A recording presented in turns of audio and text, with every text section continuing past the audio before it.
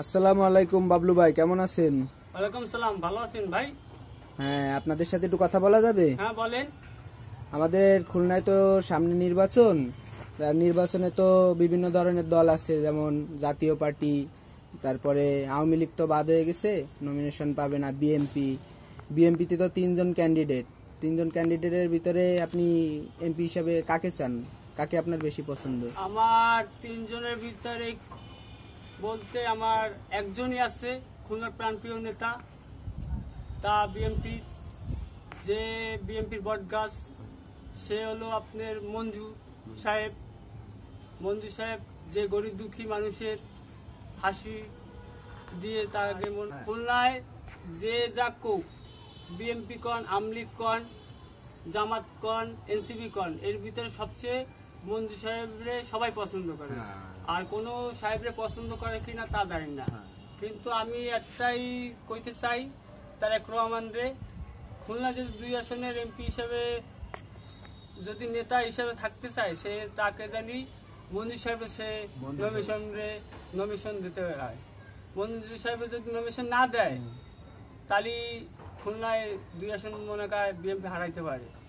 যেরকম আপনার জামাতের হেলাল সাহেব আছে, এক সময় 31 নং ওয়ার্ডে মুক্ত কমিশনার নামে একটা লোক ছিল, কমিশনার ছিল, তার এন্ট্রিতে সে কিন্তু কমিশনার হয়েছে।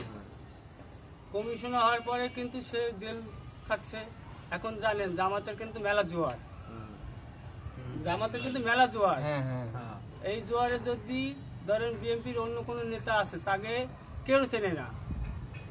চেনার ভিতরে মঞ্জু সাহেবরে চেনে, মঞ্জু সাহেবরে চেনে রিস্কাওয়ালা, দিনমজুরি, ধনী ব্যক্তি, হ্যাঁ মেতরও চেনে।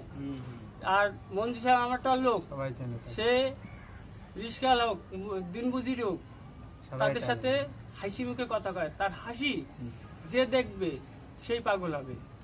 সে খুলনার প্রান্তীয় নেতা, তার উপর কোনো নেতা হয় না। যে বিএনপির দুর্দিনের সময় বহুত নেতারা তাকে অপমান করছে, তাকে লজ্জিত দিছে, তাও সে কিন্তু আপনি লজ্জা পায়নি। এখন এই যে আমি আমার নিজের চোখে দেখা একটা মিটিংয়ে গেছিলাম, আর তার চেয়ে ছোট বয়সে তারা স্টেজে বসে, মানে পদ পাইছে, তারা স্টেজে চেয়ারে বসে রাজনীতি করে। আর মঞ্জু সাহেব সে কিন্তু রাস্তায় বসে সে আন্দোলন করছে। ওই দিনকারা কিন্তু আমলিগ সরকার ক্ষমতায় ছিল, পুলিশ ও যুবলীগ ছাত্রলীগের লোকরা যাই ভাঙচুর করছে, কত মারছে। মঞ্জু সাহেবের কিছু কিছু ছবি আছে, পাঞ্জাবি ছিঁড়ে বেলাইছে।